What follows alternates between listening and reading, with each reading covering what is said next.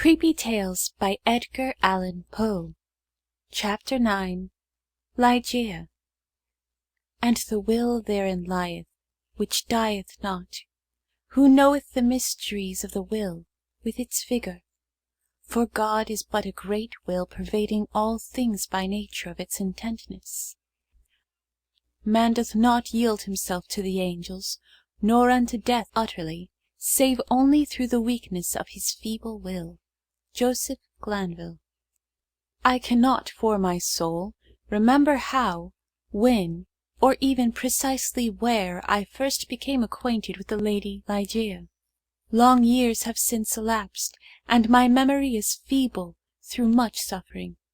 Or, perhaps, I cannot now bring these points to mind, because, in truth, the character of my beloved, her rare learning, her singular yet placid cast of beauty, and the thrilling and enthralling eloquence of her low musical language, made their way into my heart by paces so steadily and stealthily progressive that they have been unnoticed and unknown. Yet I believe that I met her first and most frequently in some large, old, decaying city near the Rhine. Of her family I have surely heard her speak. That it is of a remotely ancient date cannot be doubted. Ligeia, Ligeia, in studies of a nature more than all else adapted to deaden impressions of the outward world, it is by that sweet word alone, by Ligeia, that I bring before mine eyes in fancy the image of her who is no more.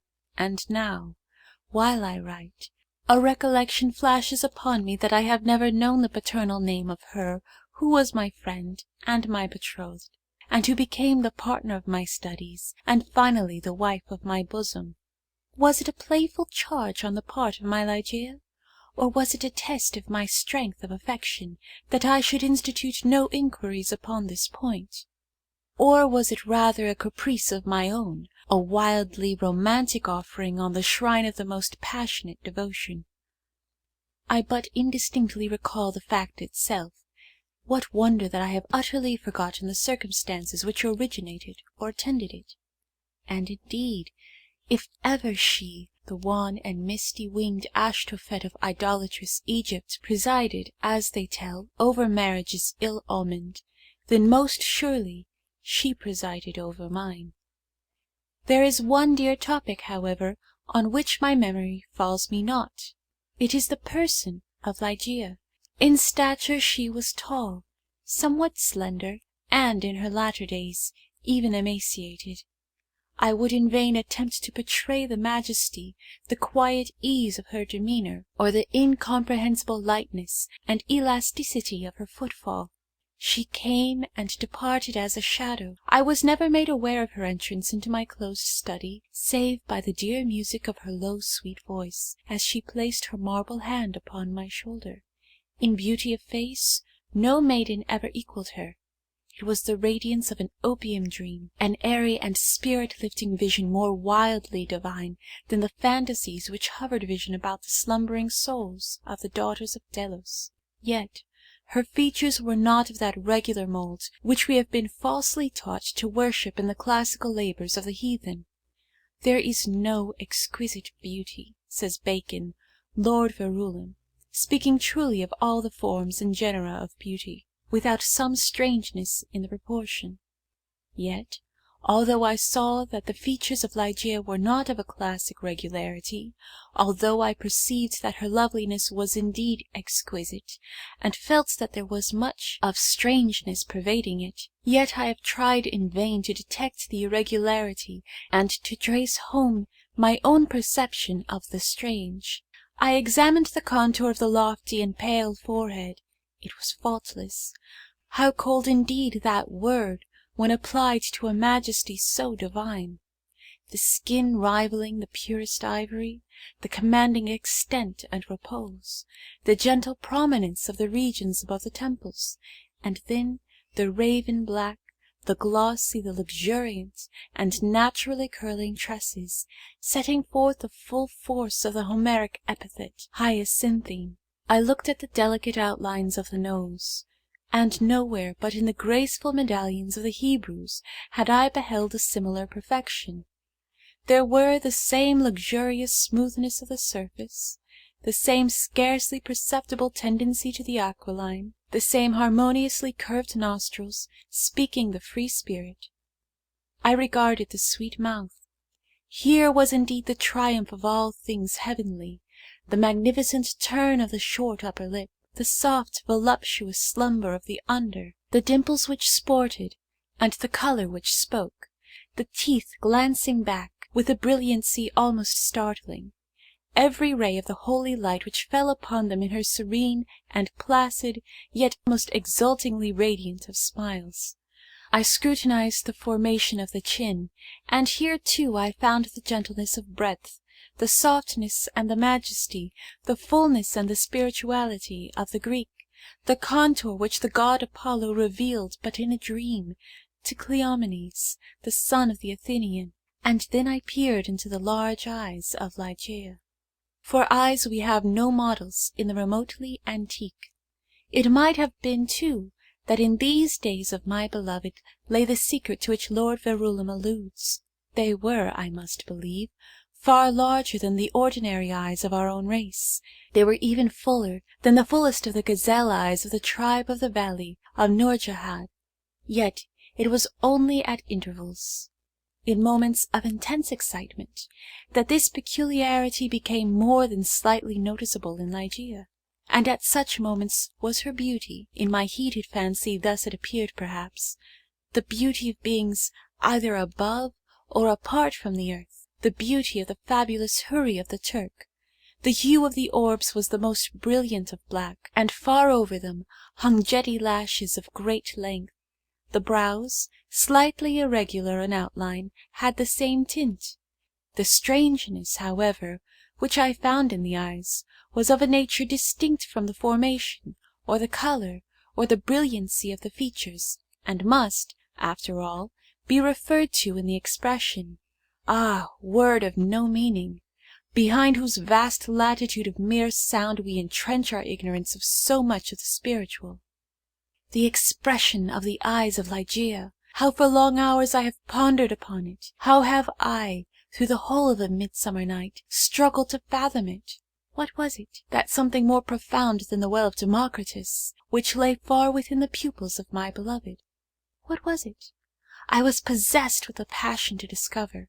Those eyes, those large, those shining, those divine orbs, they became to me twin stars of Leda, and I to them devoutest of astrologers.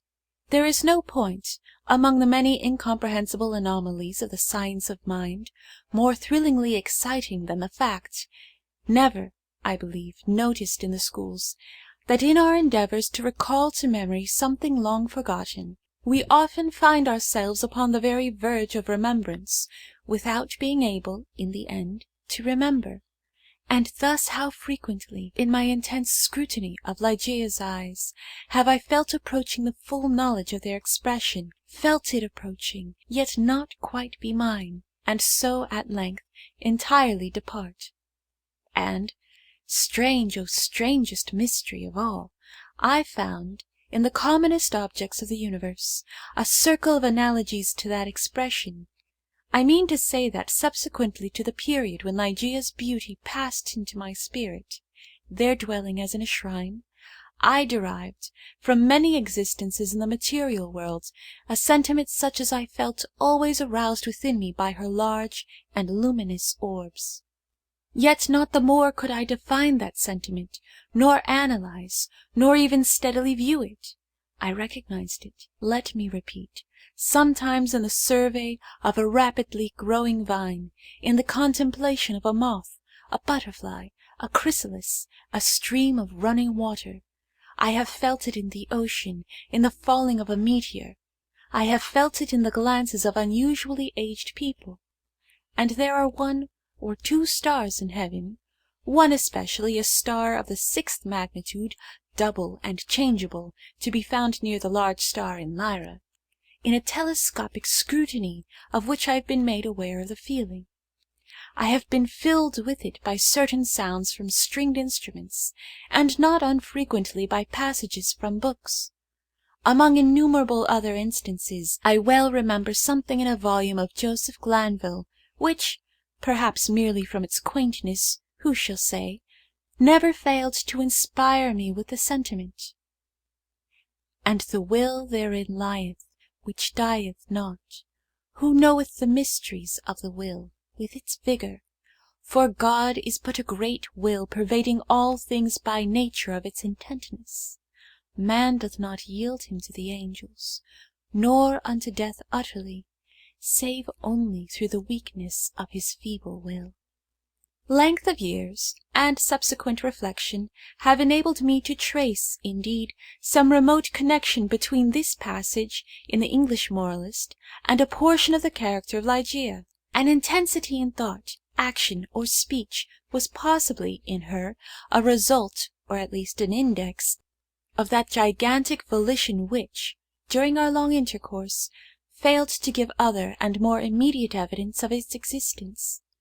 Of all the women whom I have ever known, she, the outwardly calm, the ever placid Ligeia, was the most violently a prey to the tumultuous vultures of stern passion, and of such passion I could form no estimate, save by the miraculous expansion of those eyes, which at once so delighted and appalled me by the almost magical melody, modulation, distinctness, and placidity of her very low voice, and by the fierce energy, rendered doubly effective by contrast with her manner of utterance, of the wild words which she habitually uttered. I have spoken of the learning of Ligeia. It was immense, such as I have never known in woman. In the classical tongues she was deeply proficient, and as far as my own acquaintance extended in regard to the modern dialects of Europe, I have never known her at fault. Indeed, upon any theme of the most admired, because simply the most abstruse of the boasted erudition of the Academy, have I ever found Ligeia at fault. How singularly, how thrillingly, this one point in the nature of my wife has forced itself, at this late period, only upon my attention. I said her knowledge was such as I have never known in woman. But where breathes the man who has traversed, and successfully, all the wide areas of moral, physical, and mathematical science? I saw not then what I now clearly perceive, that the acquisitions of Ligeia were gigantic, were astounding. Yet I was sufficiently aware of her infinite supremacy to resign myself, with a childlike confidence, to her guidance through the chaotic world of metaphysical investigation, at which I was most busily occupied during the earlier years of our marriage. With how vast a triumph, with how vivid a delight, with how much of all that is ethereal in hope did I feel, as she bent over me in studies, but little sought, but less known, that delicious vista by slow degrees expanding before me, down those long, gorgeous, and all untrodden paths, I might at length pass onward to the goal of a wisdom too divinely precious not to be forbidden. How poignant, then, must have been the grief with which, after some years, I beheld my well-grounded expectations take wings to themselves and fly away. Without Ligeia, I was but as a child groping benighted. Her presence, her readings alone, rendered vividly luminous the many mysteries of the transcendentalism in which we were immersed. Wanting the radiant lustre of her eyes, letters, lambent and golden, grew duller than Saturnian lead. And now those eyes shone less and less frequently upon the pages over which I pored. Ligeia grew ill. The wild eyes blazed with a too glorious effulgence. The pale fingers became of the transparent waxen hue of the grave, and the blue veins upon the lofty forehead swelled and sank impetuously with the tides of the gentle emotion. I saw that she must die, and I struggled desperately in spirit with the grim Azrael. And the struggles of the passionate wife were, to my astonishment, even more energetic than my own. There had been much in her stern nature to impress me with the belief that, to her, death would have come without its terrors, but not so. Words are impotent to convey any just idea of the fierceness of resistance with which she wrestled with the shadow. I groaned in anguish at the pitiable spectacle. I would have soothed, I would have reasoned, but in the intensity of her wild desire for life, but for life, solace and reason were the uttermost folly. Yet not until the last instance, amid the most convulsive writhings of her fierce spirit, was shaken the external placidity of her demeanour. Her voice grew more gentle, grew more low. Yet I would not wish to dwell upon the wild meaning of the quietly uttered words. My brain reeled as I hearkened entranced, to a melody more than mortal, to assumptions and aspirations which mortality had never before known. That she loved me, I should not have doubted, and I might have been easily aware that, in a bosom such as hers, love would have reigned no ordinary passion. But in death only was I fully impressed with the strength of her affection. For long hours, detaining my hand, would she pour out before me the overflowing of a heart whose more than passionate devotion amounted to idolatry. How had I deserved to be so blessed by such confessions? How had I deserved to be so cursed with the removal of my beloved in the hour of her making them? But upon this subject I cannot bear to dilate. Let me say only, that in Ligeia's more than womanly abandonment to a love, alas, all unmerited, all unworthily bestowed, I at length recognized the principle of her longing. With so wildly earnest a desire for the life which was now fleeing so rapidly away. It is this wild longing, it is this eager vehemence of desire for life, but for life, that I have no power to portray, no utterance capable of expressing. At high noon of the night in which she departed, beckoning me peremptorily to her side, she bade me repeat certain verses composed by herself not many days before. I obeyed her. They were these: Lo, 'tis a gala night, within the lonesome latter years, an angel throng bewinged, bedight in veils and drowned in tears, sit in a theatre to see a play of hopes and fears, while the orchestra breathes fitfully the music of the spheres.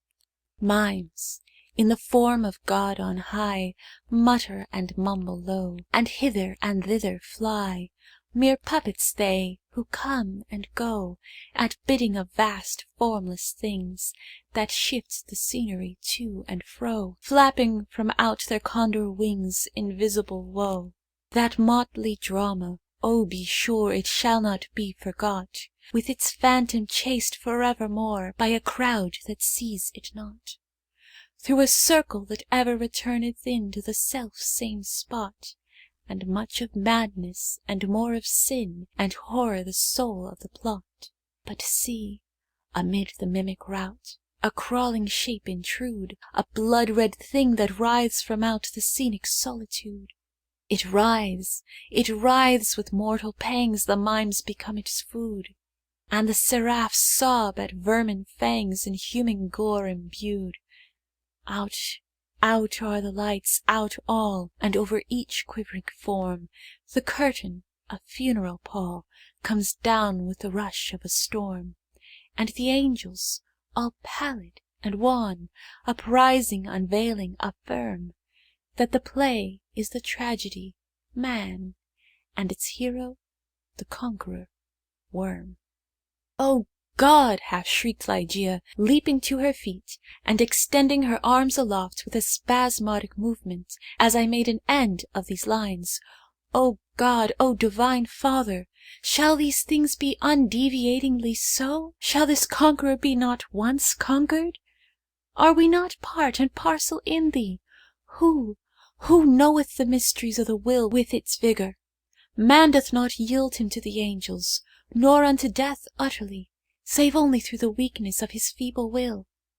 And now, as if exhausted with emotion, she suffered her white arms to fall, and returned solemnly to her bed of death.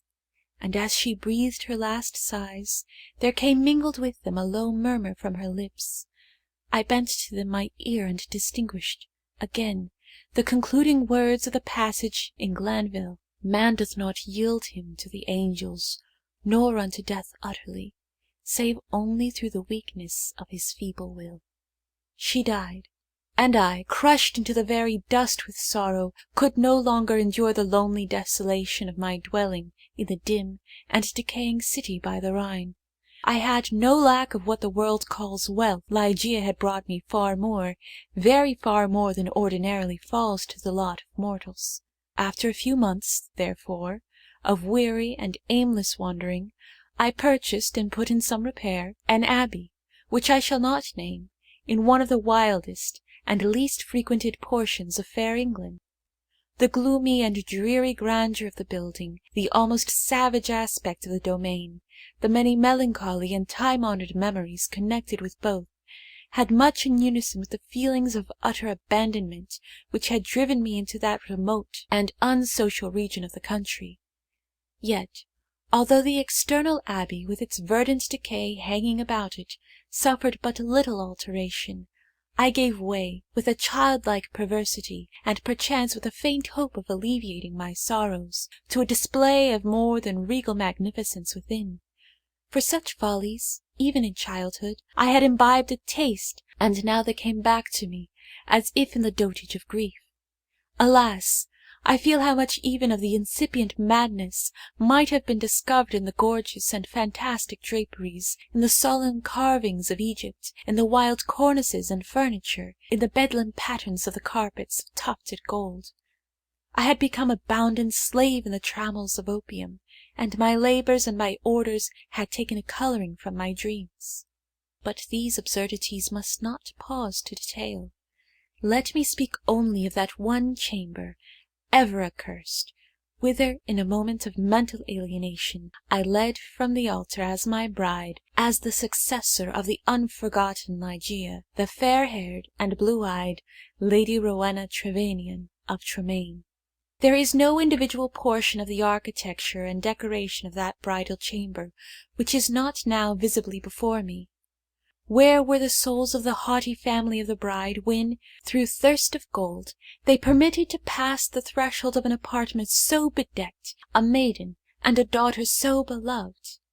I have said that I minutely remember the details of the chamber, yet I am sadly forgetful on topics of deep moment, and here there was no system, no keeping, in the fantastic display, to take hold upon the memory. The room lay in a high turret of the castellated abbey, was pentagonal in shape, and of capacious size. Occupying the whole southern face of the pentagon was the sole window, an immense sheet of unbroken glass from Venice, a single pane, and tinted of a leaden hue, so that the rays of either the sun or moon, passing through it, fell with a ghastly lustre on the objects within. Over the upper portion of this huge window extended the trellis-work of an aged vine, which clambered up the massy walls of the turret. The ceiling, of gloomy-looking oak, was excessively lofty, vaulted, and elaborately fretted with the wildest and most grotesque specimens of a semi-Gothic, semi-Druidical device. From out the most central recess of this melancholy vaulting depended, by a single chain of gold with long links, a huge censer of the same metal, Saracenic in pattern, and with many perforations so contrived that there writhed in and out of them, as if endued with a serpent vitality, a continual succession of parti-coloured fires. Some few ottomans and golden candelabra of Eastern figure were in various stations about, and there was the couch, too, bridal couch, of an Indian model, and low, and sculptured of solid ebony, with a pall-like canopy above. In each of the angles of the chamber stood on end a gigantic sarcophagus of black granite, from the tombs of the kings over against Luxor, with their aged lids full of immemorial sculpture. But in the draping of the apartment lay, alas, the chief fantasy of all. The lofty walls, gigantic in height, even unproportionably so, were hung from summit to foot in vast folds with the heavy and massive-looking tapestry of a material which was found alike as carpet on the floor, as a covering for the ottomans and the ebony bed, and as a canopy for the bed, and as the gorgeous volutes of the curtains, which partially shaded the window. The material was the richest cloth of gold. It was spotted all over, at regular intervals, with arabesque figures, about a foot in diameter, and wrought upon the cloth in patterns of the most jetty black. But these figures partook of the true character of the arabesque only when regarded from a single point of view, by a contrivance now common, and indeed traceable to a very remote period of antiquity. They were made changeable in aspect. To one entering the room, they bore the appearance of simple monstrosities, but upon a farther advance, this appearance gradually departed, and step by step, as the visitor moved his station in the chamber, he saw himself surrounded by an endless succession of the ghastly forms which belong to the superstition of the Norman, or arise in the guilty slumbers of the monk. The phantasmagoric effect was vastly heightened by the artificial introduction of a strong continual current of wind behind the draperies, giving a hideous and uneasy animation to the whole. In halls such as these, in a bridal chamber such as this, I passed, with the Lady Tremaine, the unhallowed hours of the first month of our marriage, passed them with but little disquietude. That my wife dreaded the fierce moodiness of my temper, that she shunned me and loved me but little, I could not help perceiving, but it gave me rather pleasure than otherwise. I loathed her with a hatred belonging more to demon than to man. My memory flew back, oh, with what intensity of regret, to Ligeia, the beloved, the august, the beautiful, the entombed. I revelled in recollections of her purity, of her wisdom, of her lofty, her ethereal nature, of her passionate, her idolatrous love. Now then did my spirit fully and freely burn with more than all the fires of her own. In the excitement of my opium dreams, for I was habitually fettered in the shackles of the drug, I would call aloud upon her name during the silence of the night, or among the sheltered recesses of the glens by day, as if, through the wild eagerness, the solemn passion, the consuming ardour of my longing for the departed, I could restore her to the pathway she had abandoned. Ah, could it be for ever upon the earth! About the commencement of the second month of the marriage, the Lady Rowena was attacked with sudden illness, from which her recovery was slow. The fever which consumed her rendered her nights uneasy, and in her perturbed state of half-slumber she spoke of sounds and of motions in and about the chamber of the turret, which I concluded had no origin save in the distemper of her fancy, or perhaps in the phantasmagoric influences of the chamber itself. She became at length convalescent, finally well. Yet but a brief period elapsed, ere a second more violent disorder again threw her upon a bed of suffering, and from this attack her frame, at all times feeble, never altogether recovered. Her illnesses were, after this epoch, of alarming character, and of more alarming recurrence, defying alike the knowledge and the great exertions of her physicians.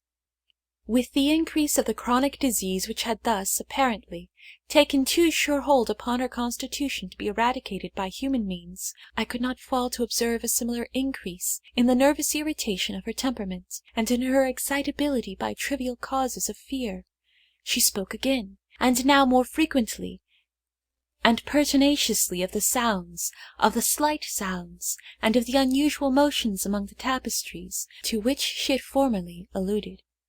One night, near the closing in of September, she pressed this distressing subject with more than usual emphasis upon my attention. She had just awakened from an unquiet slumber, and I had been watching, with feelings half of anxiety, half of vague terror, the workings of her emaciated countenance.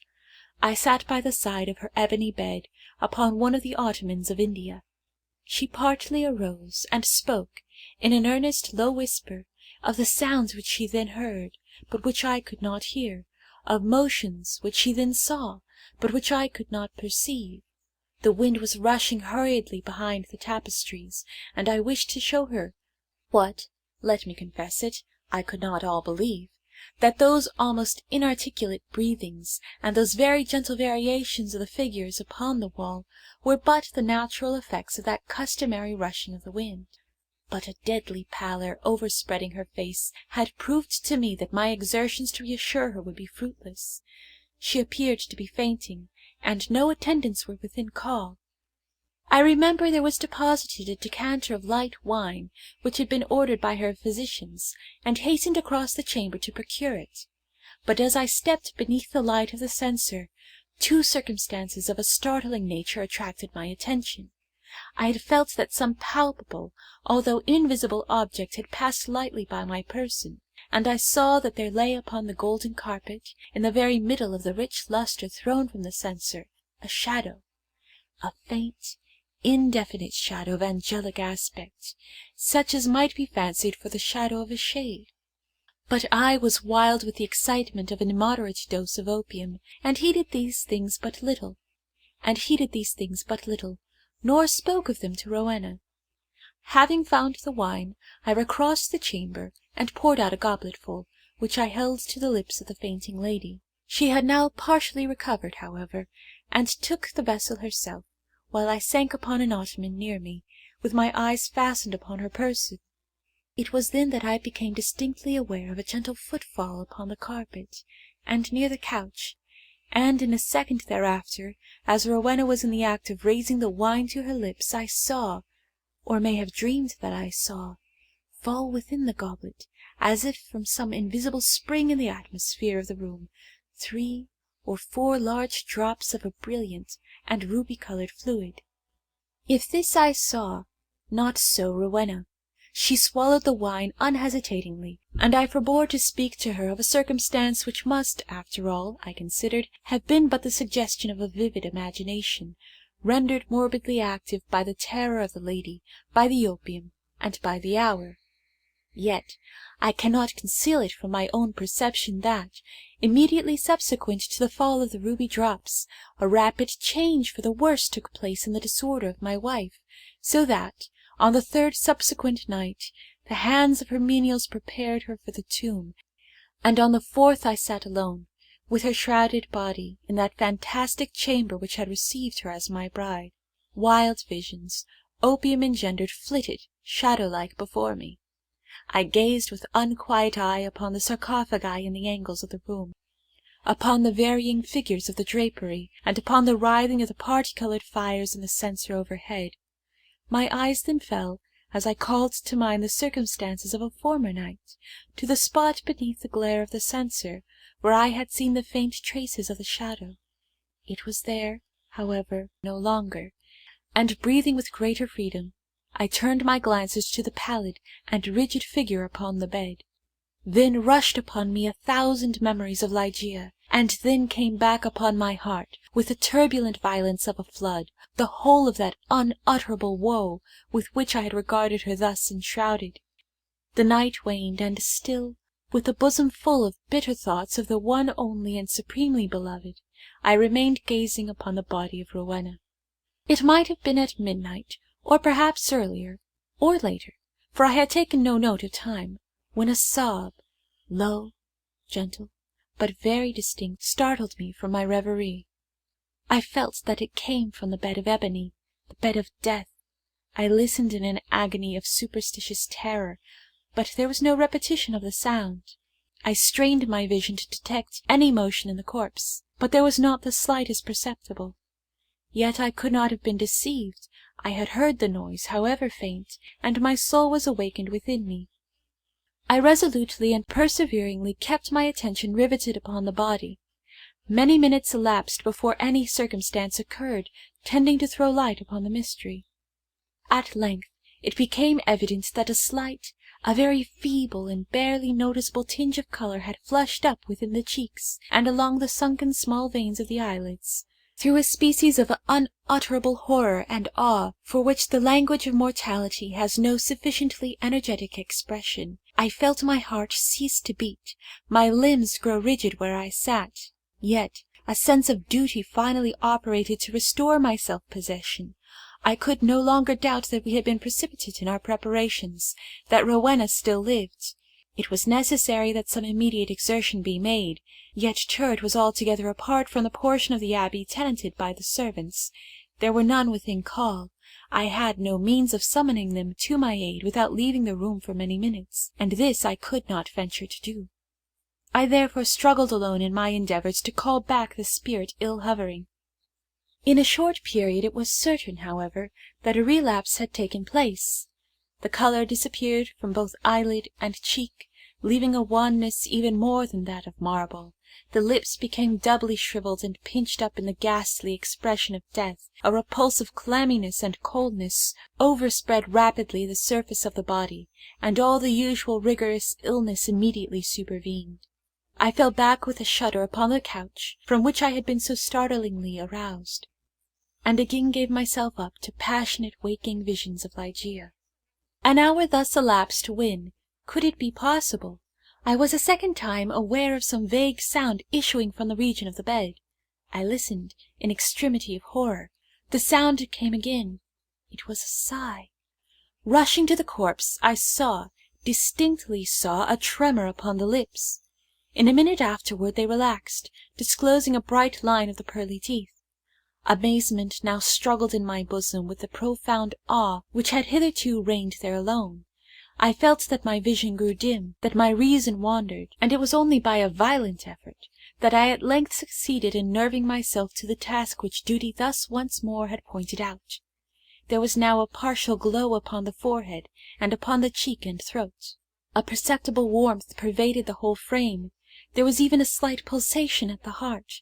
The lady lived, and with redoubled ardour I betook myself to the task of restoration. I chafed and bathed the temples and the hands, and used every exertion which experience, and no little medical reading, could suggest, but in vain. Suddenly the colour fled, the pulsation ceased, the lips resumed the expression of the dead, and in an instant afterward the whole body took upon itself the icy chillingness, the livid hue, the intense rigidity, the sunken outline, and all the loathsome peculiarities of that which has been, for many days, a tenant of the tomb. And again I sunk into visions of Ligeia, and again, what marvel that I shudder while I write, again there reached my ears a low sob from the region of the ebony bed. But why shall I minutely detail the unspeakable horrors of that night?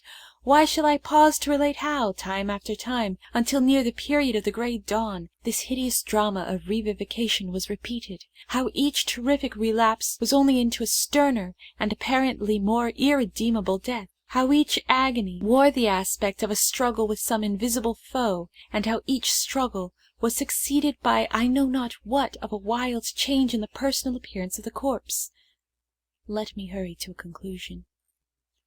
The greater part of the fearful night had worn away, and she who had been dead once again stirred, and now more vigorously than hitherto, although arousing from a dissolution more appalling in its utter hopelessness than any. I had long ceased to struggle or to move, and remained sitting rigidly upon the ottoman, a helpless prey to a whirl of violent emotions, of which extreme awe was perhaps the least terrible, the least consuming. The corpse, I repeat, stirred, and now more vigorously than before. The hues of life flushed up with unwonted energy into the countenance, the limbs relaxed, and save that the eyelids were yet pressed heavily together, and that the bandages and draperies of the grave still imparted their charnel character to the figure, I might have dreamed that Rowena had indeed shaken off utterly the fetters of death. But, if this idea was not even then altogether adopted, I could at least doubt no longer, when arising from the bed, tottering, with feeble steps, with closed eyes, and with the manner of one bewildered in a dream, the thing that was enshrouded advanced boldly and palpably into the middle of the apartment. I trembled not, I stirred not, for a crowd of unutterable fancies connected with the air, the stature, the demeanour of the figure, rushed hurriedly through my brain, had paralyzed, had chilled me into stone. I stirred not, but gazed upon the apparition. There was a mad disorder in my thoughts, a tumult unappeasable. Could it, indeed, be the living Rowena who confronted me? Could it indeed be Rowena at all, the fair-haired, the blue-eyed, Lady Rowena Trevanion of Tremaine? Why should I doubt it? The bandage lay heavily about the mouth. But then might it not be the mouth of the breathing Lady of Tremaine? And the cheeks? There were the roses as in her noon of life. Yes, these might indeed be the fair cheeks of the living Lady of Tremaine. And the chin, with its dimples, as in health, might it not be hers? But had she then grown taller since her malady? What inexpressible madness seized me with that thought? One bound, and I had reached her feet.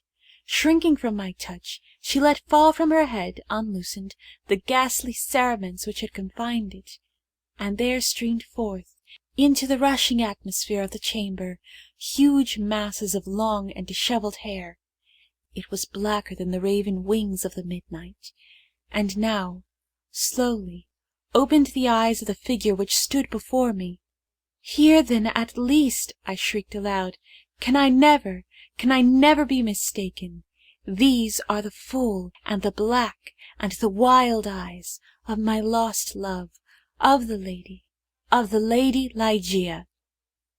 End of Ligeia. Recording by Novella Serena.